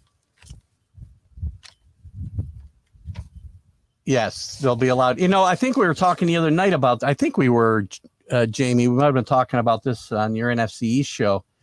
And they were talking about only 5 teams, but now it appears that every team will be allowed to do it. Brady's football card did sell for $3 million. You just love this guy. No, you don't, but that's okay. Speaking of Tom Brady, by the way, he kind of went ballistic and went nuclear on an unknown mystery team. He kind of MF'd a few times about how they were interested in him, and then they backed out and didn't want him because they stayed with their current quarterback. The Buccaneers, it's obviously not them. The Chargers were the other finalists, supposedly, so maybe he was talking about them. 49ers were involved. I just don't think he would have talked about Jimmy G that way. And it's possible, though, because he talked about they're going to stick with that MFR, and meaning their current quarterback. And he goes, I'll come back and I will kick their ass. So maybe we got to wait until he plays some team and beats them by 60, and we'll find out who it is. The Saints came up in the conversation too, because he was in a conversation with the Saints until Drew Brees decided to come back. But I just don't think he'd be saying that about Drew Brees. So same thing there. Brady football card, same stuff. Okay. I was looking for the story because I heard something about this the other day, and I do want to touch on college football just a little bit before we go. But I heard this the other day, and I couldn't find the story this morning, but there is apparently a scenario where Aaron Rodgers can get away from the Packers without getting traded and still get paid, because there is some kind of provision. Pegs, maybe you know something about this. The NFL, apparently the Players Association, has negotiated something where they can opt out again this year for COVID by a certain date. Might be July 20th or something. And get paid for this year. And opt out just like they did last year. Hainsworth's contract with the Redskins is among the worst. Agreed, but the thing is, there's bad contracts where you paid a guy the money and he's gone, he's out of your life, right? But the thing that lives is that Bobby Bonilla lives on, because the Mets have to pay him every year $1 million, and I do think he's got 15 years or something left. So anyway, back to that opt-out. There apparently is some kind of loophole where maybe Aaron Rodgers can decide to opt out. I think he's got to be able to prove. I think the player has to prove that they could be at risk somehow. So it may be a very small loophole that he can crawl through. and step away from the season and still get paid without getting traded. So it'd be interesting if that happens. Hainsworth.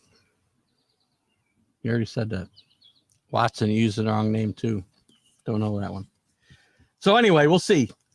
I'm tired of talking about Aaron Rodgers anyway, but I thought it was interesting that, the squirrel may find a way out. And I like to bring up Aaron Rodgers once a show for Rick Sherlock. He likes that.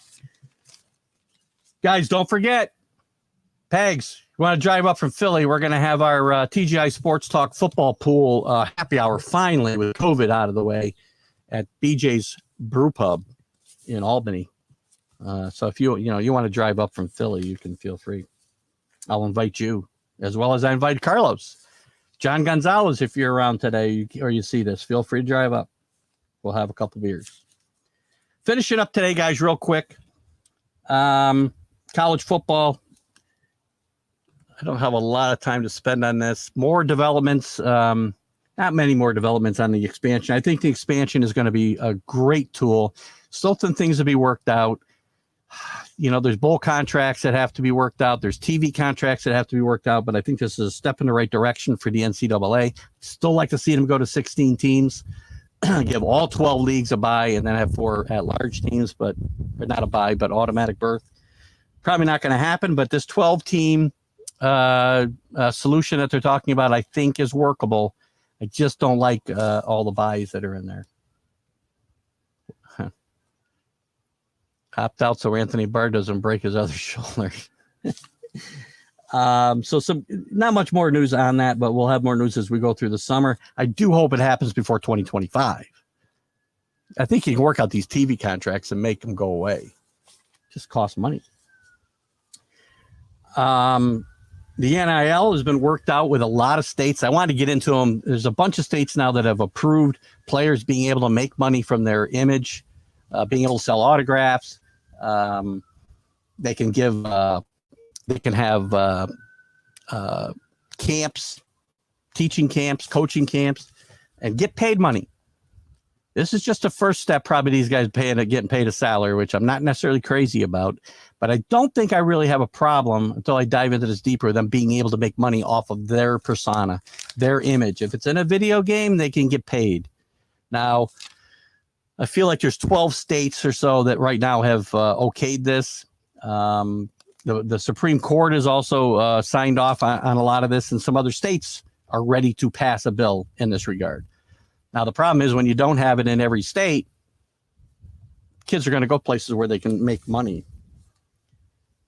And by the way, the expansion of the playoff will also, I think, help improve the parity in college football. You're not going to have kids sit on the bench for 4 years at Alabama and be first-round draft picks. They're going to go play somewhere because now they're going to have a chance to compete. And I'm not saying Coastal Carolina is going to beat Alabama in the first round of a playoff, but I think it'd be more exciting than seeing the blowouts that we see today. Well, that's a good point. When he played, they were still the Redskins. Lots of great arm wrestlers up there. Well, come on up. Maybe Rick Sherlock will arm wrestle you. I won't. I'm a wuss. I couldn't even keep the umbrella upright. And the last thing, I guess I don't really want to talk about that. We'll talk more about college football in the coming weeks as we start to get into, and pro football as we start to get into real contact and training camps. And the only other news in college football is it looks like Herm Edwards could be in trouble at Arizona State as they're being investigated for recruiting violations. It's a shame, like Herm Edwards. And it seemed like he had that program on the uprise, and that maybe this is why. I played in a Super Bowl futures bet this week in case anyone wants part of my tickets. I better not have been the Jets, Billy. That's all I can tell you. Take the Patriots. Mark's already in. So you guys listen. Great day today, guys. We had a little technical difficulties with umbrellas blowing around or whatnot, but I got to spend probably 3 days in a row inside now with the heat. I wanted to get out here this morning and do the show. I love doing it out here. Sorry for the little problems we had. Remember, next week on Friday, I will have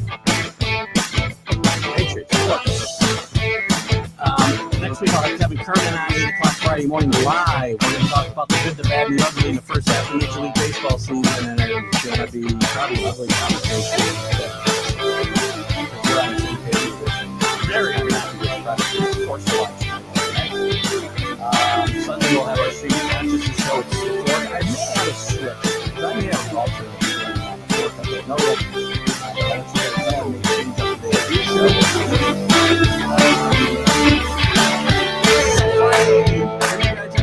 that DJ's Brew House, 4 o'clock. Be there, be square. Keith Engel, DJ Sports Talk right here on Northeast Streaming Sports.